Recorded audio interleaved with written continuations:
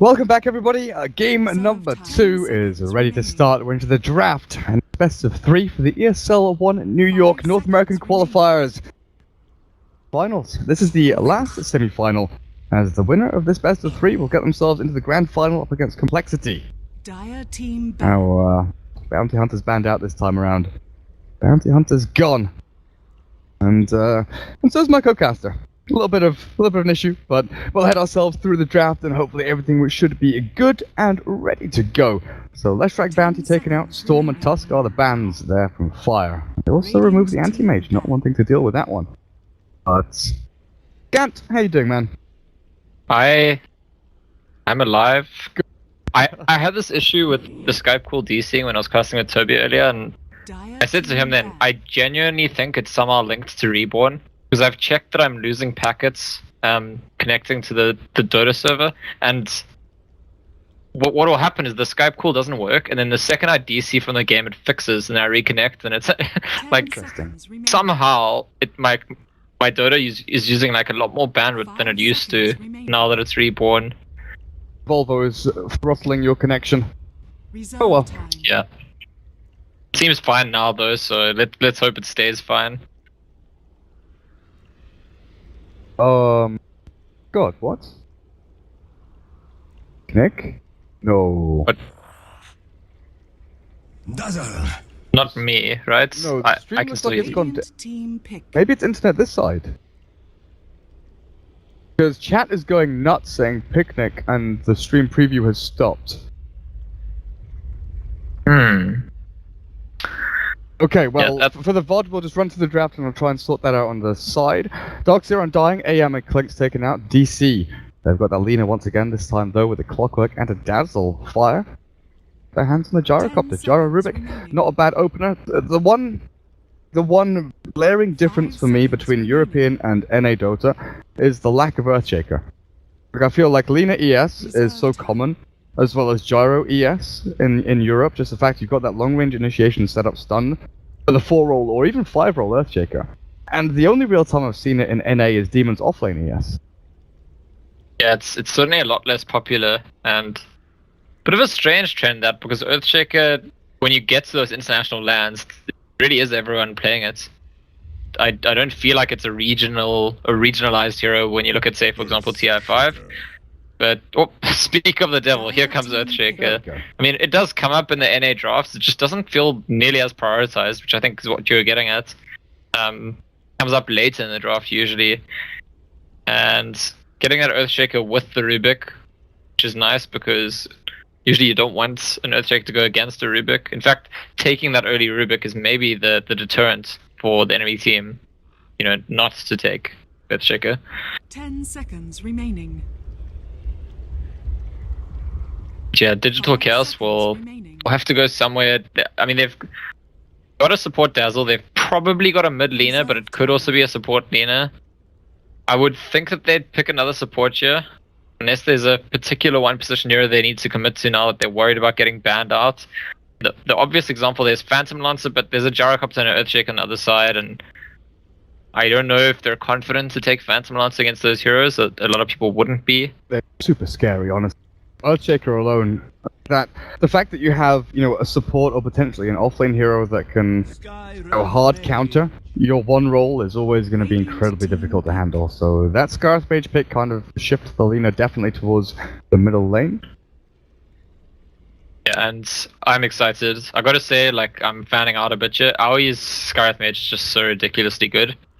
There's like 2 players in the world that are ridiculously good at Scarth Mage, and one is Aoi and one is Lil from Virtus Pro.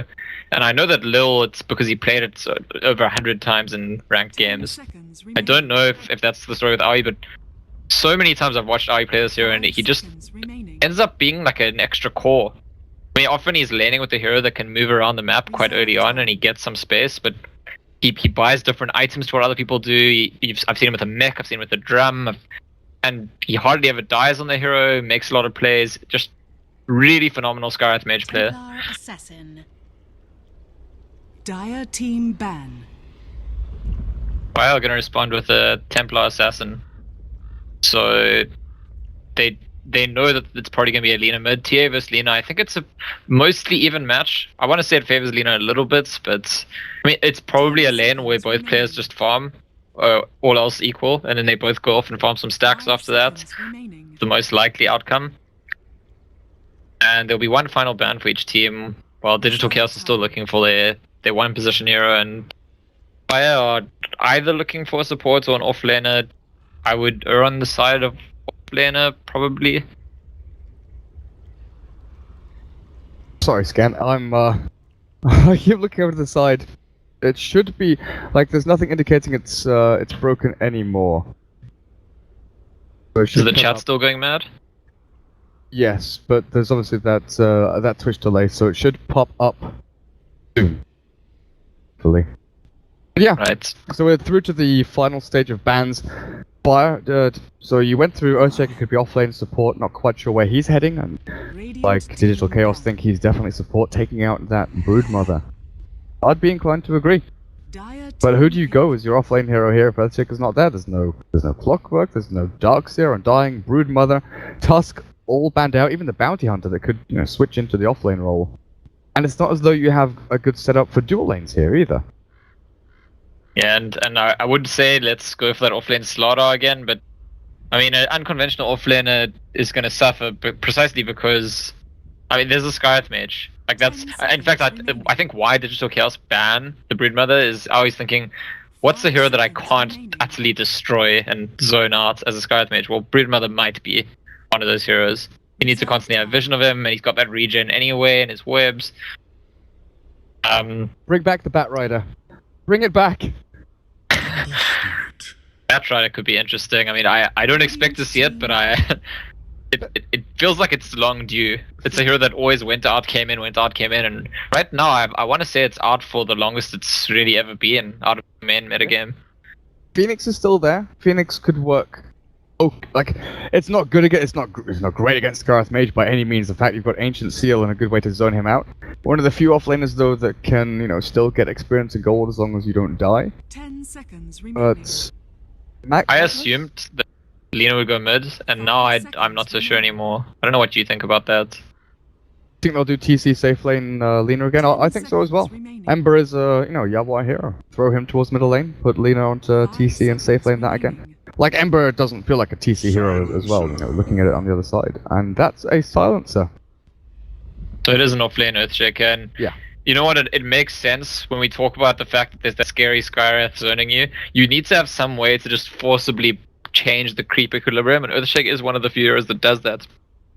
Fissure block the lane off, make sure you get some experience, because if you need to like physically contest the lane, Skywrath Mage is just going to make your life hell. Okay, the stream is back up. Okay, we're good. Are we good now? Oh goodness, it's been an interesting night. Okay, nice, we're good, excellent, we're back. Draft has ended.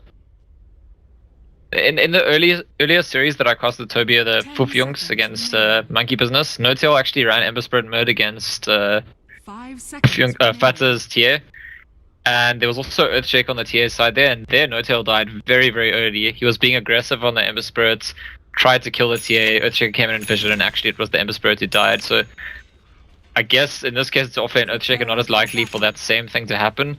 But it's an interesting lane where Ember Spirit can be tempted to go for that kill, but could potentially be punished for it. I mean, he's got a way to take off a refract early on, but he also takes a hell of a lot of damage from that TA, especially once there's some Cyberblade harassment going on. I have not seen that move before. Bulba TP to the tier 1 mid, ran himself down. They don't know about this Observer Ward. They do know that he placed the ward over here and they're spam pinging it out. They'll be able to, if they have a sentry on Fluff, yeah they do. They'll be able to deward one of these, but they can't deward the other.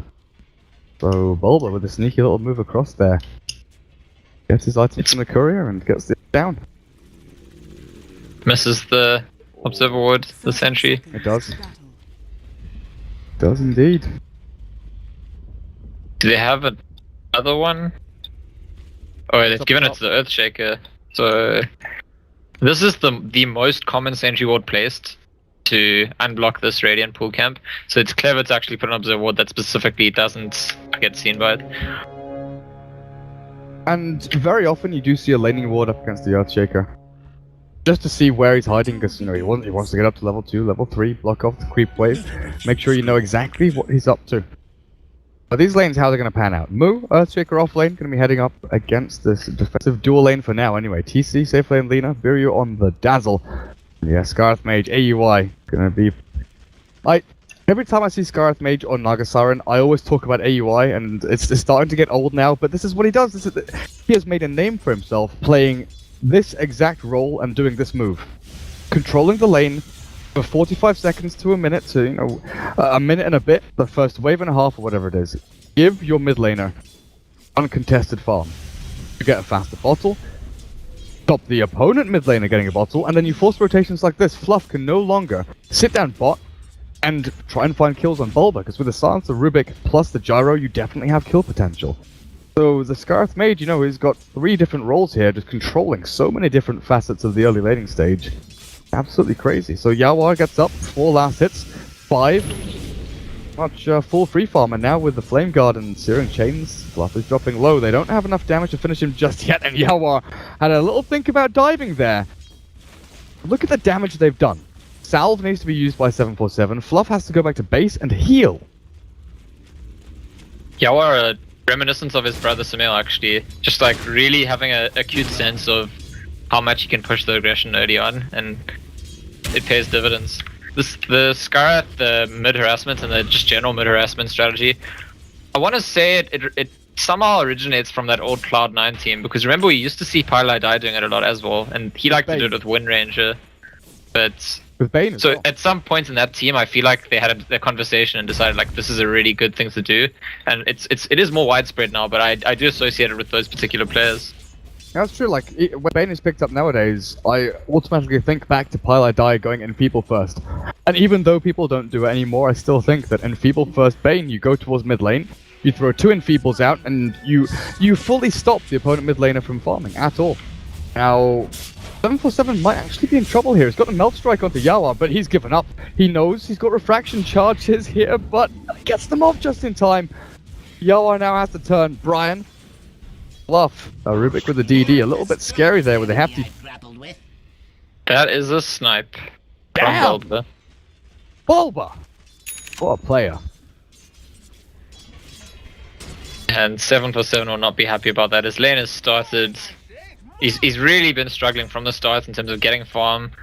Fluff's trying to help him, it's not really achieving that much, and then to actually get the death, he's gonna have a very delayed bottle, some very delayed boots as well. I never thought about this, but you get experience from Rocket Flare kills. Like, I know Sunstrike, Techie's Mines you do globally, but I didn't really think about Rocket Flare. Bulba got himself some XP for that. He's up to level 4. He is out-leveling the Gyrocopter, who obviously, has Whitebeard here. Leeching experience, and they... Oh boy, 2 sentries not catching the Observer Ward. It's pretty tragic for them. This is... I don't know if you watched, actually, but Purge made a video about warding recently. And I thought it was quite interesting. I mean, he was commenting on some pretty common phenomena, and this is one of them. That people, when they counter ward this camp, they usually go top and bottom. And what that means is if you go far left or far right, they don't actually find it. So there's this small mind game involved with the warding and counter warding. Are you going to try and counter ward left and right or top and bottom? Because you can't... There's a blind spot either way. Yeah. It's like that Venn diagram. Catch this area very well, or these 2 big circles here, or you catch these 2 over here. But without 3 sentries, you're not going to catch all of them. Almost impossible. Well, it is impossible. And just because the most popular one is the one where you cut down the tree, that makes it tempting for people to usually go top-bottom.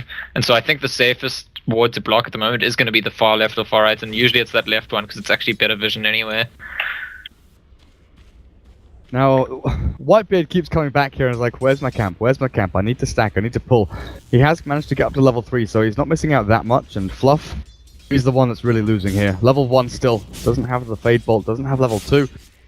And Ember Spirit with his boots and bottle. AUI is still sticking around. How's the old Earthshaker doing? Yeah, he's finished up his Soul Ring. He's just blocking off these creep waves. But take a look at that. They know that this TA loves to go and stack up these ancient camps. So second time in a row, TA's ancients get warded up. And TA is actually out-leveled Ember Spirits quite substantially. Guess that's because Skywrath Mage just shared a lot more XP than Rubik did. Can't think of another explanation for that. It's Buri up at top lane. He has a free jungle. He just keeps stacking and pulling and doing whatever he wants to. Like, this lane has pushed up into the tier 1, but that's, no fault of their own. The Earthshaker innately pretty much allows that to happen. But TC is hit level 6. And this is where the Earthshaker has to be very careful with his positioning, because one Lightstrike array, one loose Dragon Slave followed by Laguna Blade could definitely secure a kill on him. Why has Whitebeard not bought boots yet? Is he considering like a straight big Midas rush on support silencer? Huh. That's a good question. Don't know. It's quite a greedy thing to do, but I can't think of a better explanation. It's not like they need to upgrade the crew or need more wards or something. He's just stacking up gold. Seems like for its own sake, and the boots make a difference. To some extent. I mean, walking around, stacking camps, walking to the rune. If you manage to get caught by an enemy hero, you're definitely dead if you don't have the boots.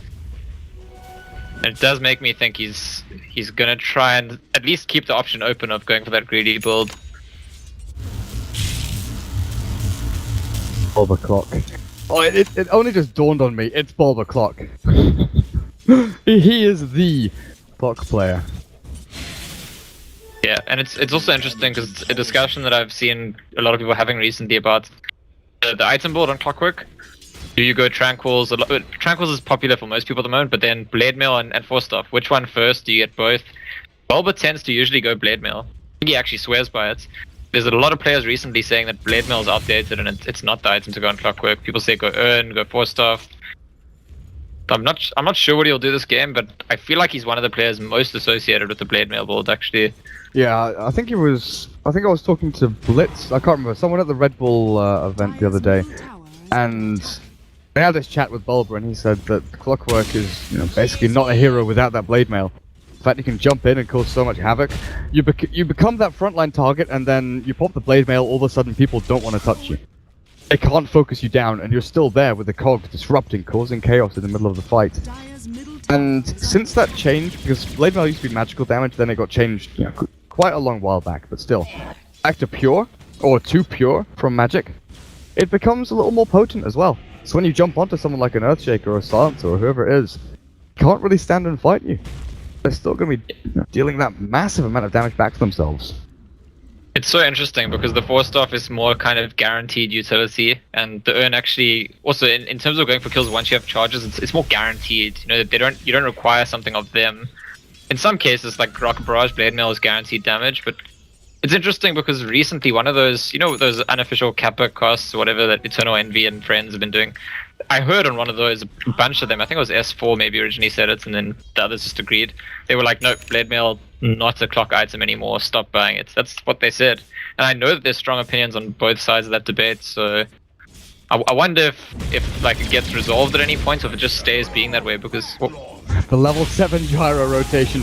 I saw it coming. The 3-man convergence up onto that Dazzle, and they get the pretty simple takedown. Yawa, though, aggressive up into 747. And look at this, burning through all the HP. Refractions popped, and the turn is here. 747 dead, though. The refraction charges didn't last. Bot lane also, I think Whitebeard dies for his greed here. Oh, nope. Missed hook. Bulba. He was expecting my bear to go run towards the creep wave. He's still gonna dive this though with the cogs and battery assault. The global silence is a little bit iffy there, but finds the kill beforehand. Fisher there will actually block him out. Yawa comes in. Sleight of fist now. Remnant over. Boo has an enchant totem here, but with no echo, no Fisher. Still no dive out from Chaos. Straight off. Oh, Silence actually gets the kill there and steals some intelligence. And look, yeah, he's bought a Hand of Midas recipe. Straight up. First item, no boots. No boots, no branches, no stats, no regen. Midas recipe, that's it. Yawa, you've got a remnant, but you've got to throw it sooner rather than later. Jumps over to the trees, but the TA is here. The Fisher locks him in, and he's got no escape. But that trade-off actually what becomes a 3 for 2, losing the Ember, Clock, and... Radiant's top tower is under No, wait, a 2 for 2.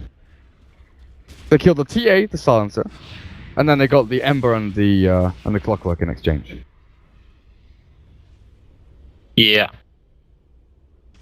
The Silencer kill, not actually worth that much. I mean, he actually had a lot of gold, but he didn't lose that much of it, and managed to buy us a Midas recipe anyway.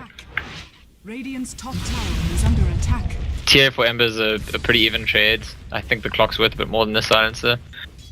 They'll have seen now. They'll have seen the Whitebeard in that mid lane. They know he's going straight Midas Rush, and it's almost insulting. I think if you're Digital Chaos, you'll be like, oh, Bulba, no, you can't do that. Miss. A hookshot goes over the catapult pretty much there as the creep tanks it up, and Bulba takes away another kill. Jo up to a killing spree. 2 missed hooks, and it's really costing him. I think he heard us discussing his Blade Mill build and questioning it, and went a bit on tilt. That's my made-up narrative of explaining, because usually you don't see Bulba missing hooks like that. Oh no, definitely not. And like the one on the Silencer, okay, that's a throwaway one. It's into fog. You expect him to push forward. He went back. Fair enough. This one was a direct line onto 2 heroes, and he still missed it. But comes back to life. Hookshot's back up in 20 seconds. He's still got plenty of chances to redeem himself in this game. Yawar. And Silencer getting very close. Yeah, he is. TC. Call down. The global's there. And with this 747 TA actually rips him apart. Lina alone, and this is pretty uncharacteristic. Lina thought he had people. Oh god, the Echo Biryu gets caught up at top. And all of a sudden, Fire find themselves ahead in terms of kills, and they've got a nice amount of gold flowing their way. Earthshaker up to 3,500 net worth. Do you think there was a way for the game to take it into account, which I feel like it's not easy to think of, but do you think Silencer deserves to get an assist there? If you make a kill because of global silence? Because the way assists work, it's based on actually providing damage in the kill.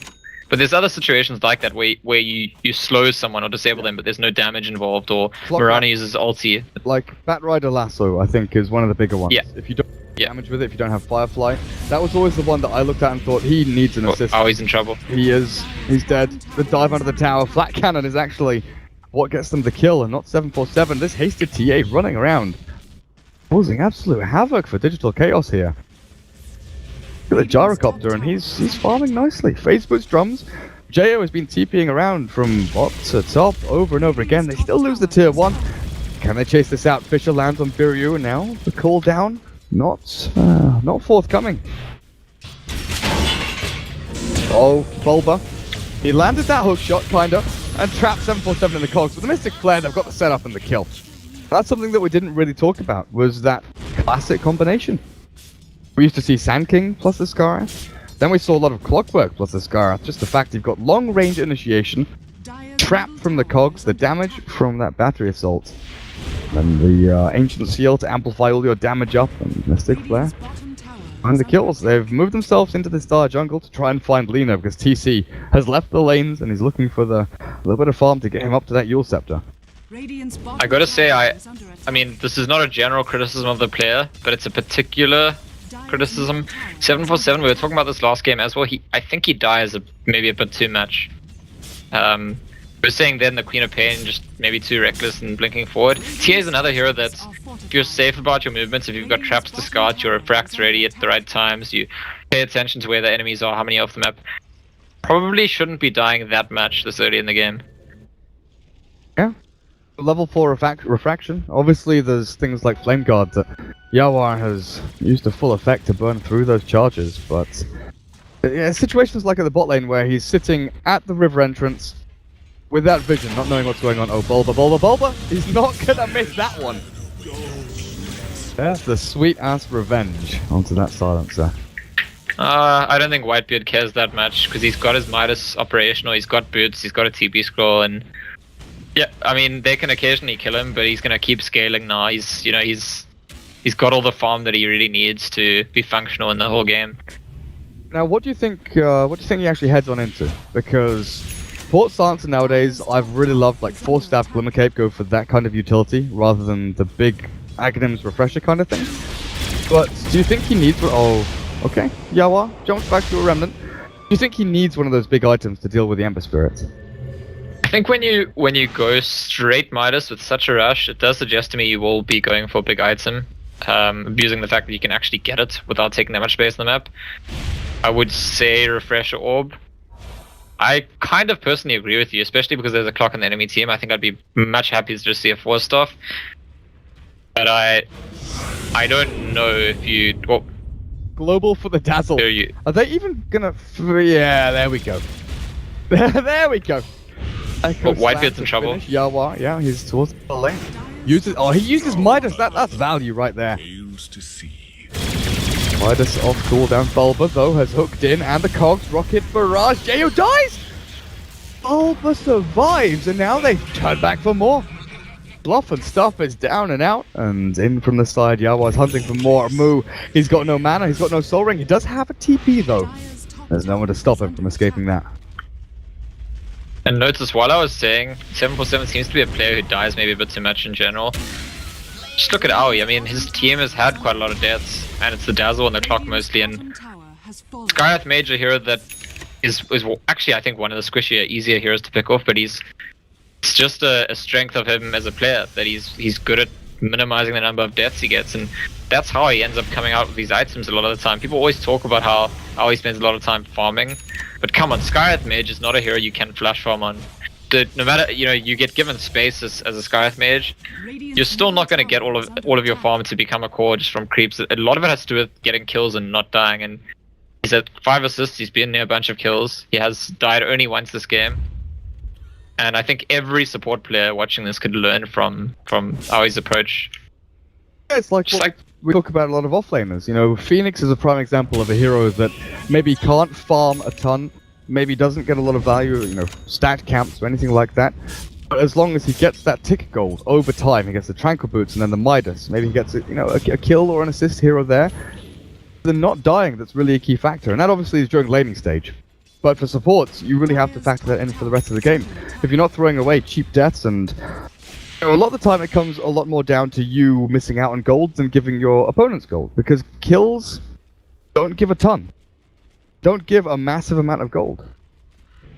It's a nice little boost, but when you compare it to a couple of creeps, it's 4 or 5 creeps.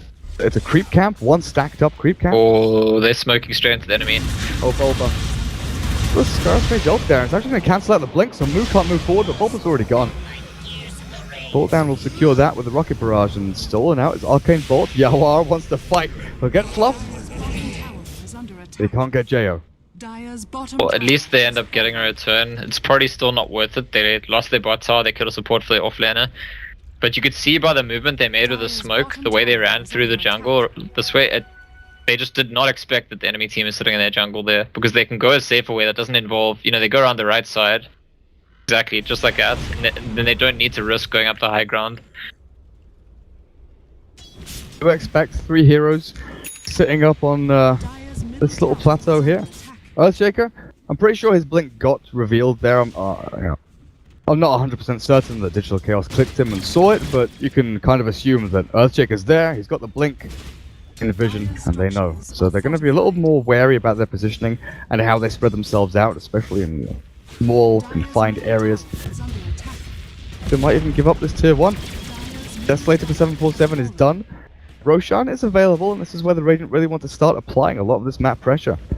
Keep DC on their toes, stop Yawa from farming freely across the map, and he's going straight for the Manta style, knowing that this global silence is that ever their threat. Don't want to get caught. So when I was watching No-Tail play Ember Spirit earlier, he started on an ultimate orb, and then he picked up an orb of Venom, and I was like, oh, he's going Scardy actually, and then he actually ended up buying a Linken's. I don't think there's any reason to go Linken's here. It's not like the enemy team has a Lina or anything like that. But I wonder if... No, it has to be the Manta, right? Just because of the global silence. Because in the other game we were talking about, he wanted to deal with a storm, which could jump on him and Orchid, and so we're thinking, well, if you get a Scardy, you're still just tank enough to live, but the purpose of the orb is to get an item that deals with the global silence. I don't think there's anything else to it, is there? Yeah, I'm pretty sure that's the way to go. But he saved up a lot of gold, and I'm starting to question it now. you never know. You never know. Bulba, picked up his blade mail though. 20 minutes in, pretty okay. 3-3-3 is his score. As TC, what has he actually got? Going into the Aghanim Scepter. So the Yule Scepter hasn't really opened up too many opportunities for kills. Okay, AUI, you're dead here. Pushed it a little bit too far. And there's your second death for your Scarith Mage. A+ for Whitebeard, who is actually going for 4-star. That's the way to go. Go utility, get yourself out of cogs. Yeah, I think it's exactly right. Maybe if they had someone else who's getting a really quick 4-star, not as important, but Earthcheck is heading there, but I still think... Yeah, you need to be relevant earlier on. You don't want your silence to just be his global silence so early on in the game.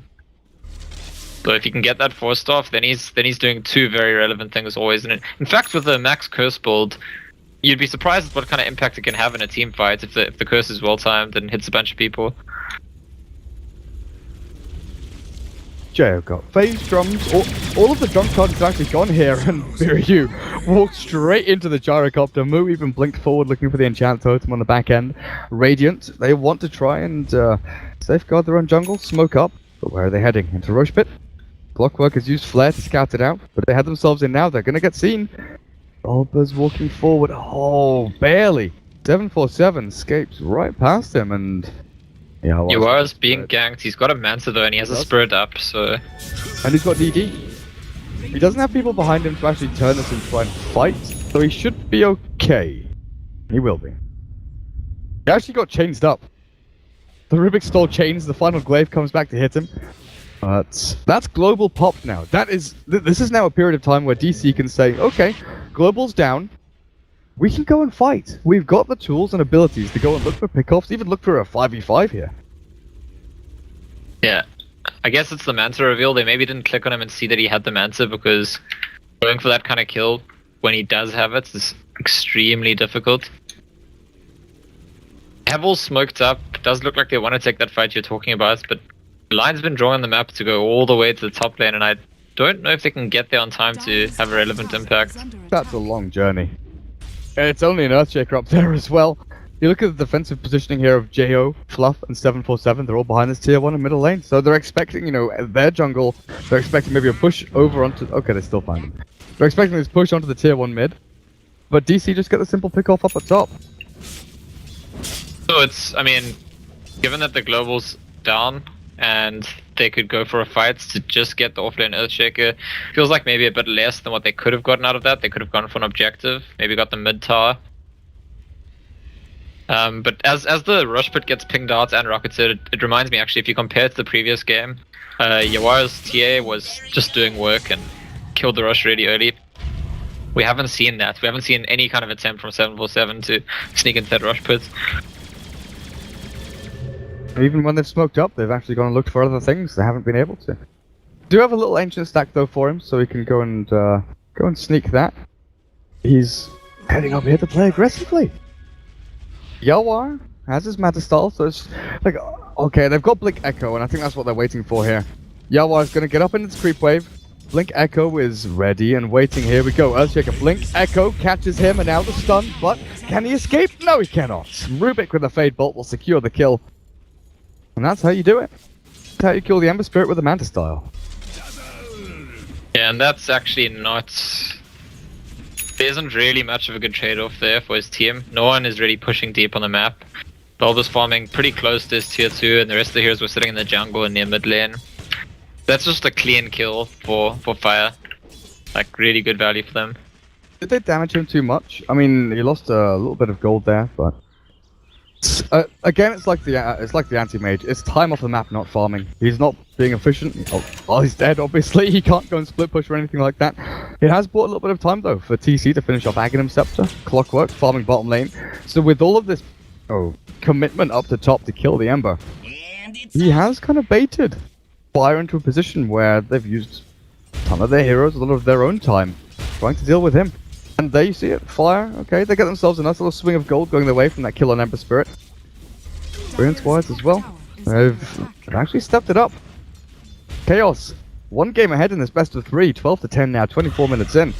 But the Gyro and the TA farming nicely. TC is lagging behind a little bit, but this is where he really comes into his own. Aghanim Scepter, try and nuke down this Gyrocopter because the timing is there. The BKB for Gyro, 10 seconds, he's got it. He's also got 3,000 gold in the bank, which he could actually start to look into, you know, a Butterfly, a Titanic, something like that. That Ags Lina, I could rip him a new one.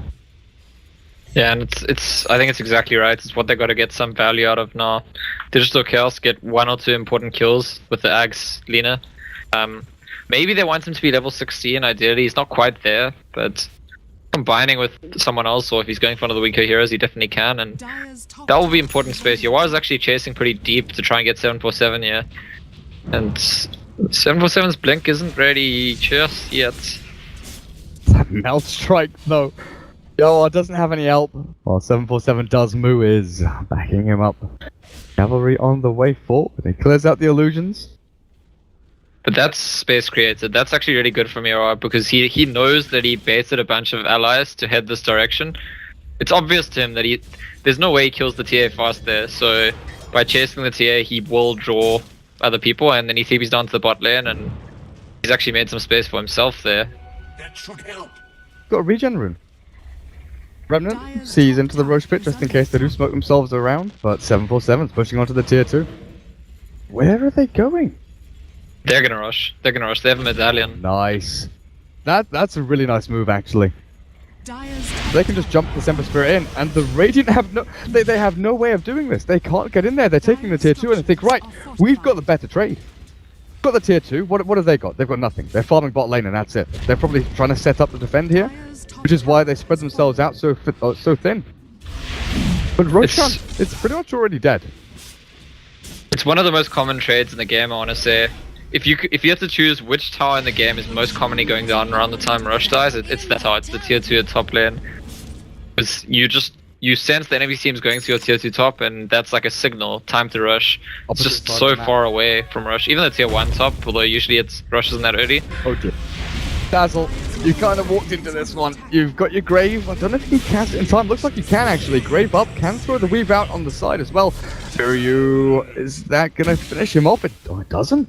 He heals up just enough to keep himself alive. It didn't bait out any big ultis there though.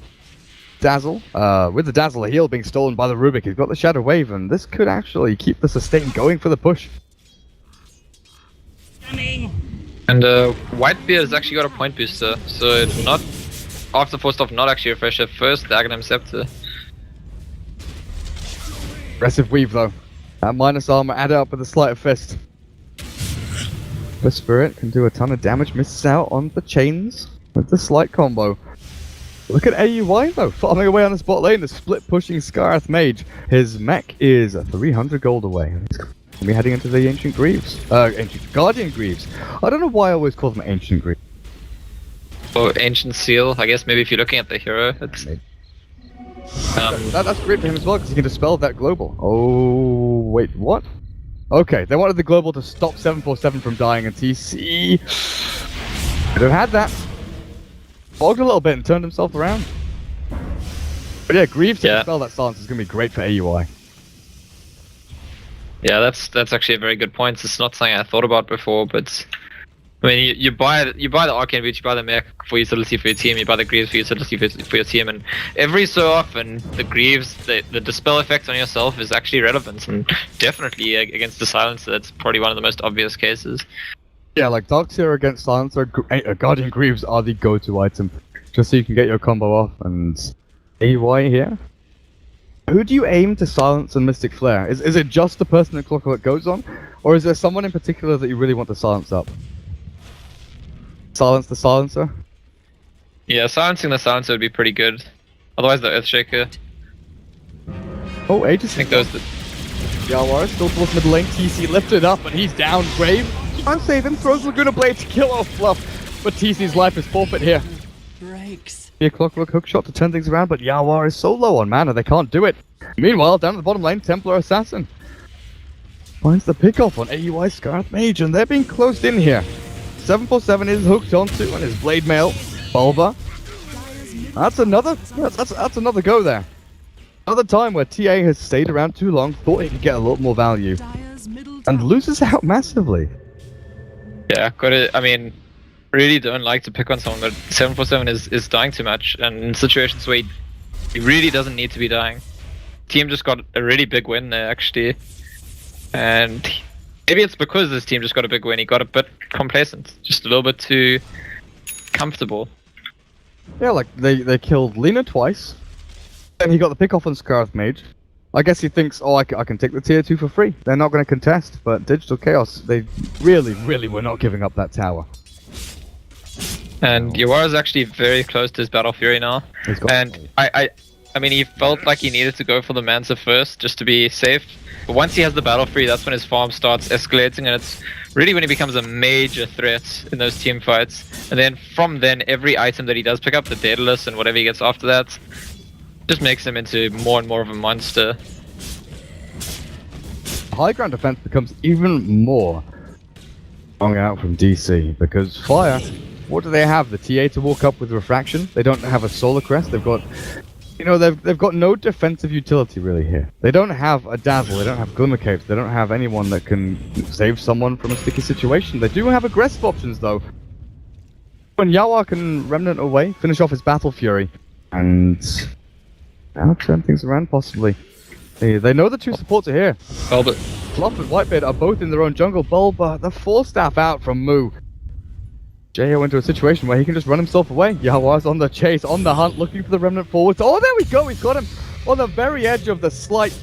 Gets the chains, and TC was thinking about that Aghanim's ulti. Level 3 Laguna Blade, still not going to be enough to kill the Gyro. That's a big old BKB charge gone. 10 seconds, first BKB charge of the game. tower is under attack. and Yawar really has a very, very good understanding how far he can chase. He knows, you know, if I have this many spirits, I can slice at this range and catch someone with a chance, because he just did it twice in a row there. Chasing the Gyro, forcing the BKB, and then going into that mid lane and taking down the Rubik. It's impressive, like, to have such a acute understanding of the relevant ranges involved, and what looks like it's not actually a chase is suddenly a chase. Jo, okay, there we go. He went for the Satanic first, and now into the Butterfly. Gyrocopter is pretty freaking stacked. He can start going into damage. And the only real way you can deal with this Gyrocopter is with that Laguna Blade, right? Because damage-wise, Mystic Flare, Clockwork, you know, a bit of pure, a bit of magical. Ember Spirit, Sleight of Fist, sure, it's physical damage, but he still relies quite heavily on that magical damage from Flame Guard and Searing Chains. Gyro during BKB, what is their answer? Leave him alone? They're gonna Laguna Blade him, and right-click him. yeah, they're gonna Laguna Blade him and hope that the rest of the damage just is there somehow. But they've got to right-click him first and then Laguna Blade, or else that Satanic kicks in. Yeah, I mean, I think once there's a Daedalus on Yawar, then it's quite possible to just get the one good slice and Laguna Blade. Okay.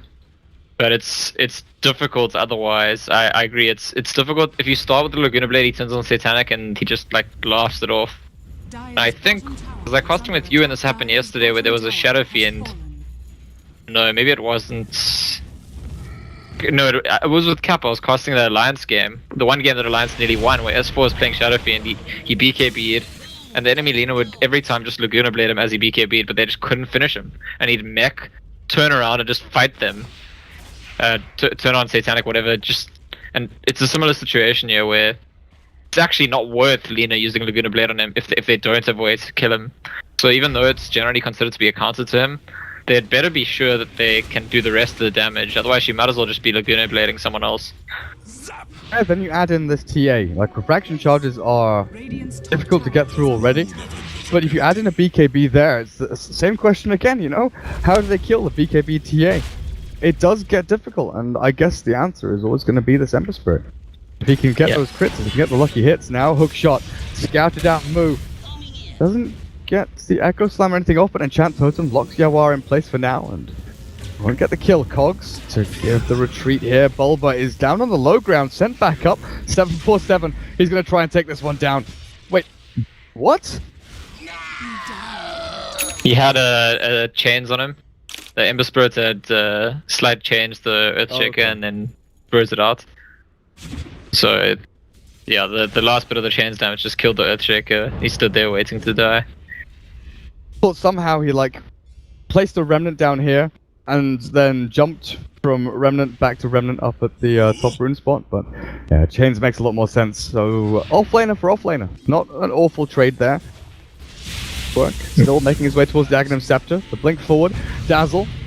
He's 0 on 4. This is going to be 0 on 5. They've got no reveal. He's out. Few away. Well played.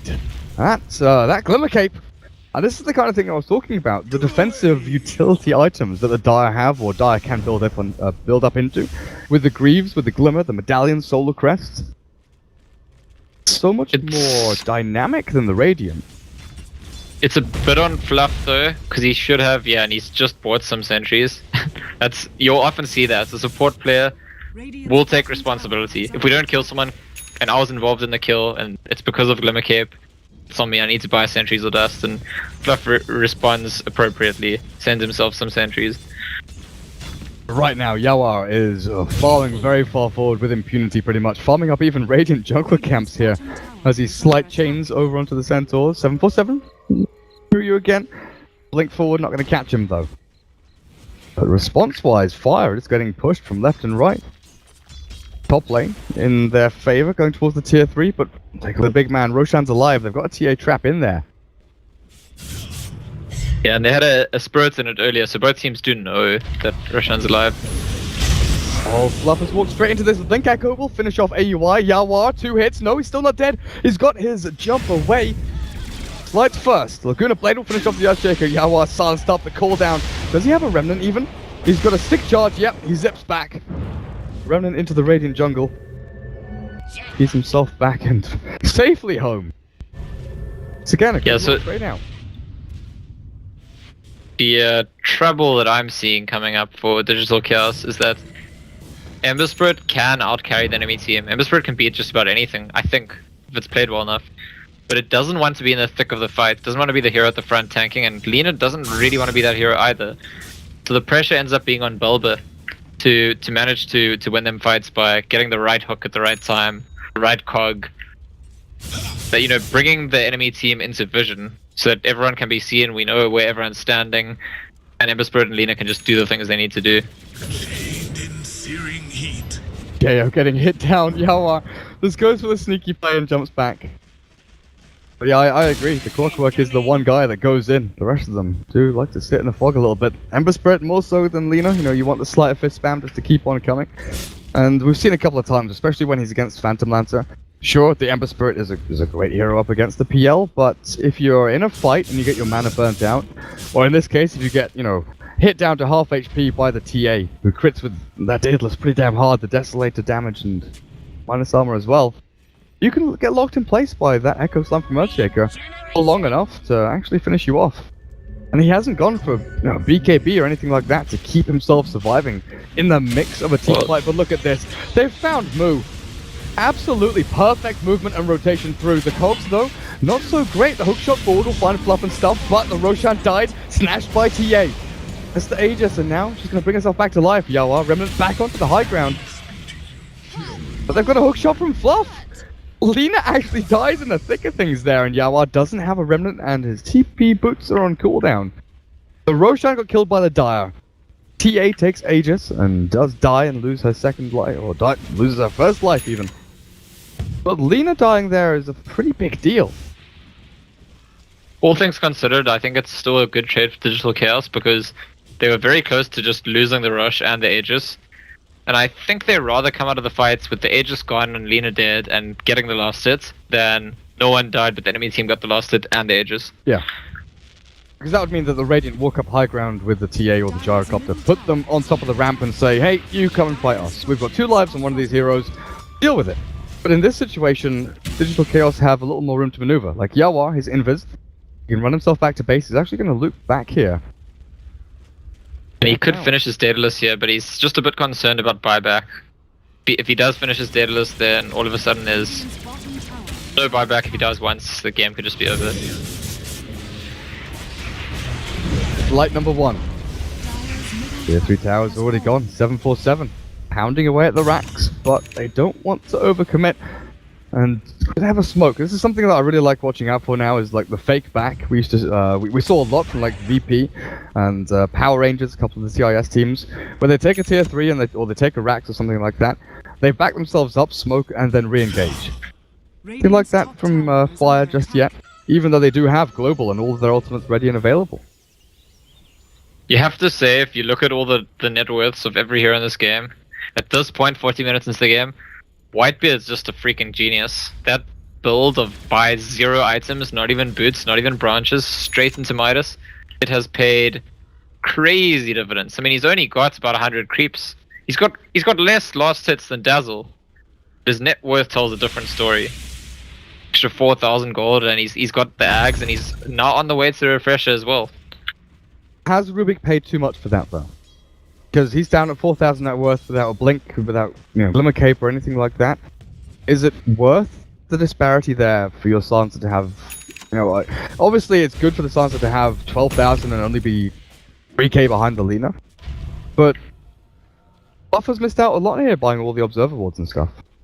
I think Fluff probably doesn't mind so much. Question is better focused around the impact of the global silences. So if those global silences are winning fights, then it really doesn't matter that your Rubik has to just have no items. If the global silences are getting wasted or not managing to win fights for you, then yeah, the investment's a bit misleading. 12,000 net worth. I wouldn't say that silence is actually worth that much, because the impact of his items are very, very specific. You can use force on someone and you can global silence. Oh, hook shot. Double hooks. Still had it, but Yawahar has got the remnant back. That's a Fluff hook. Yep. Fluff stole it in the last team fight. Ah, I see. Yeah, it's something I've been thinking about a lot recently when you look at net worths of heroes. We don't have a metric that's sensitive to, how much value a particular item on a particular hero is. And so sometimes you might see a hero with 8,000 net worth, another hero has 10,000 net worth, but actually the one with 8,000 net worth is a lot stronger than the 10,000 net worth one because of which hero they are with which items. And a similar thing can be said here about the Silencer. Yes, he's very rich. Yes, it's very important. But if they don't get value out of his ulti, then while his ulti's on cooldown, then he's not really there. Yeah, it's not actually 12,000. There's no metric for gold. Impact, right? You can measure how much gold you get, how much experience you get, how much time you spend in a certain place of the map, but there's no measure for how fully impactful you are in a game. You can measure KDA and things like that, but it doesn't all add up. What about global? Yeah. No, exactly. I mean, it's an obvious example. You can imagine an anti-mage has 50,000 net worth when the rest of the game is 10,000.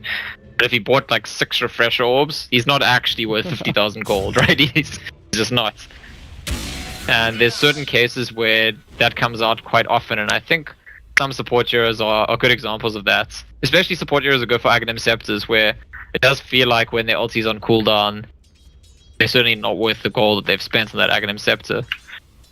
Fire are keeping themselves up in the lead.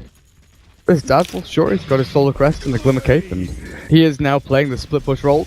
I still find it interesting that AUI and the Dazzle, the Scarlet and the Dazzle are the ones split pushing across here. Glyph is not up for another, minute or so, and Jo with the 747 TA and Gyrocopter take down the range racks already, now looking for the melee. DC just throwing out spells left and right, trying to stop this aggressive play in. Bulba, maybe a hookshot now, forced up aggressively. 747 is pushed back in towards the base. He's blocked out by the rest of his team, but a forced back over and a blink dagger available. Cancelled out now. BKB is forced with the global out. Ball down, not going to land onto anyone, but they've got the racks. They got what they came for. And is this the time now where you look for the Bulba hook? He can't line it up. There's 3 heroes there, and they've got the Blink Echo onto TC. Graved up to keep him alive, but the Lina turns back to try and fight this one. Further aggression as the Clockwork is on the retreat out. 747 hits is all you need, but Yawar bodyguarding Bulba, and a crit out from 747's Templar Assassin secures that kill.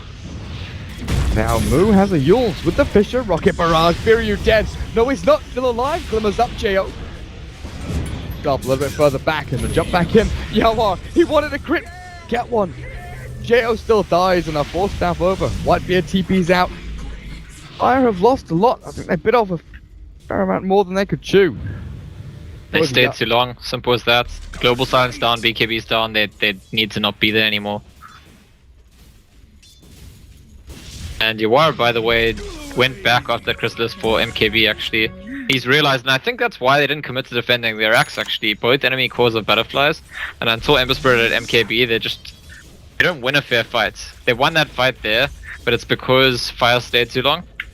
Now that he has an MKB, and especially once he finishes the Daedalus on top of that, which I'm sure he will still complete, he's got all the damage he needs. They can defend. And I can push out this lane as well. TA buys up boot to travel. Yawar, he needs to spend a little more time split pushing these lanes out. But in that situation there, you knew the brute force was coming, and Fire, they were running straight down that middle lane. They were never going to give up. What is 747 by next? He's got his Deso, Daedalus, Butterfly, BKB, Blink, and Traveler on the way. But what do you skip out here? Do you sell the Blink for AC? Because that mobility is useful really late into the game, just being able to jump forward onto the Ember, or even the Lina. Yeah, I think he'll eat a Moonshard first. I think that's most likely. Or maybe... I'm wondering, because there's an MKB on Ember Spirit, you maybe consider replacing your Butterfly for a while. I'm not too sure, but eating Moonshard is definitely the safest thing to do, other than saving buyback. Oh, true. Moonshard TA. Give me that attack speed. Ara, really? Oh, AUI? No, no, no! Oh, God. What's just happened? Please rocket flare it. Oh, did they just miss the rush spawn as they were scouting? There were like 4 heroes here. AUI walked in the pit, walked out, and then it spawned. And then they haven't rocket flared, they haven't walked back in. And it's actually really big right now. Honestly, I think if Fire get the Aegis, and I think there's a cheese now as well. Is it number 3? Yeah. Yeah. Fire get it. It's very close to them being able to force another side of racks. If Digital Chaos get it, the game is wide open again. And now it looks like Fire actually smoking themselves towards the pits, and oh boy. Wow, it really is bad luck that Digital Chaos checked. Just missed the timing. Boy. Into the pit they go. Gyro with an MKB of his own right now. Take the Roshan. Pressure on the silencer. He'll give the cheese over to the Gyrocopter, I guess, and then Aegis on... No, Aegis Gyro. Oh, TA does... Of course, never mind. Ignore me. TA does slot. We talked about this already. So, cheese goes on the Earthshaker. 747 got to rely on his items and his skill set to try and survive. I was wondering where the Dazzle was going, but he gets a very good observer ward up on that high ground, so they'll see the entry points out here from the Radiant.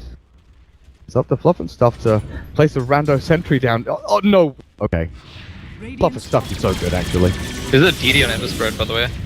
God, he could actually cleave through a bunch of them here. Yawar pops it relatively early on, and AUI, he's been seen. He's been stunned up by that Fisher. But Slight and Chains. Well, the push 747. Look at the HP. He's got to. 747's got to be really tired of Bulba forcing him in now. Every time he goes to hit the tower, Bulba force stops him in, and he has to like panic for a few seconds. Can I get out? Do I need to BKB? It's irritating after a while. But the DD's run out now, right? Oh, it's very close to running out. Blink forward, 747, 2-hit crit down onto that Skarath mage. Now looking for more as the Laguna Blade. 747's dead. He's actually obliterated. Yawar now can actually look at defender's face. The global pop. The CA has fought back and TP'd in though. The boot to travel, paying off. Do they force this? They've still got Blink Echo. Still got Aegis and Satanic in 15 seconds time on that Gyrocopter. And I guess Gyro's the not got BKB. Tip of them wanting to really end this now. Well, and the fact that they've used the buyback on TA just makes you think like they need to get something out of it. Oh, Yawar, Blink Echo stuns up his grave though with the Glimmer Cape as well. jump himself away, but Jo, the right-click attacks Bulba. One hit dead. Rocket Barrage will secure that one. Jo has kind of secluded himself from the rest of the team, but 747 Yule's up. DC has no way to escape this one, except if he turns and fights the Glimmer Cape. Dazzle is keeping his team alive and in this game, really. Jo now looking for the racks, though. Yawar silenced. There's no more slight. There's only a glyph between this Radiant team and the game. Do you bother buying back? Do you just give up the racks and say, hey, look, that's it. Ember Spirit, you've got to defend now on your own because he's stunned up, he's locked down, and he's killed. Forced to buy back on your Lina and your Ember, and now it's time. The Remnants come in. That's Fluff using Remnants, but the crits and hits the Sleight of Fist. Yawar, Ember Spirit does cleave through a bunch of them, and a secondary one. Moo caught Ember Spirit, finds him, but the hits back. TA, Melt Strike, but Manta Style turns it back, and now Jo looking for the advance, wants to kill the Ember, wants to punish these buybacks, but it'll go down in the end as well. It's a dieback for TA, and you see a line drawn through the map, and I wonder if they're thinking, can we force a set of racks for ourselves? Because TA is dead for a very long time now. Dire's middle tower has See what they can do, because 2 lanes of racks down is no joke. By the way, Dazzle, doing a lot of work, saving a lot of people with the Capes, the Solar Crest, the Shadow Games. There was one grave, though, that was actually on an Ember Spirit illusion, and I was wondering if... was that on purpose? Are you trying to, like, juke the enemy team somehow? Looked like he was going for TC there and just missed it out. I'm not too sure. I have no idea. I could see it being an option, but... Brave is such a valuable skill, and there's nothing, there's no axe here, so it's not as though they're going to be able to go through that. I don't know. I was a bit surprised actually that you can grave an illusion. It seems like a... hang on, can you like grave creeps? It's not... No, you can't grave creep. Yeah, it's like... It's a bit strange that you can grave an illusion, but yeah, I guess there's a lot of things you can do to illusions.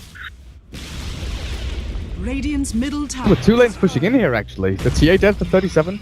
Gyro might be forced to buy back. 16 seconds and the blink forward. Yawar has actually gone out. Wow. Fluff dead. Tier 3 dropping low. Gyro, 7 seconds. Oh, there's no need to buy back. You can calmly respawn and jump yourself in maybe here as Yawar. This Blink Dagger, the Global Silence, gonna try and slow their escape, but TC, he's already in the thick of things. The Global, refreshed. The Silencer keeps them on lockdown. The Blink Dagger, the 4-staff back. TC is out, but the Skywrath and Dazzle are both dead. Bulba, I'm not sure what your chances are here, but they're pretty damn low. Maybe if you can survive and hook shot out? Not possible. That might really secure the game for the Radiant. 5 heroes alive against 2. Because 3 of the Dire don't have buyback here. And are they even close? Not really at all. They don't have Aegis or Cheese or any global silences though. So I don't want to write it off completely yet. It takes for lucky crits. And there's a Blink Dagger up on Yawar as well. Let's see if you can do it. Well, TC's stuck. Telekinesis and probably just royally screwed here. You'll Scepter up, but it's all on Yawar now. Can't even Laguna Blade. And at this point, I do not see Ember Spirit 1v5ing. Maybe he can Sleight of Fist, crit and hit, but blinks forward looking for Moo, Remnants across. He's trying his damnedest actually to actually do this, but he's silenced and the game's over. So guys, we're going to a game 3, 1 apiece here in the final semi-finals for the ESL One New York North American qualifiers. The winner of this final game is going to go up against Complexity in the grand finals. This series is actually panning out to be a pretty amazing one. I thought after that first game, Digital Chaos looked so good, but Fire come back fighting in game number 2. A little more of a standard draft, no techies or offlane slaughter this time around. But I think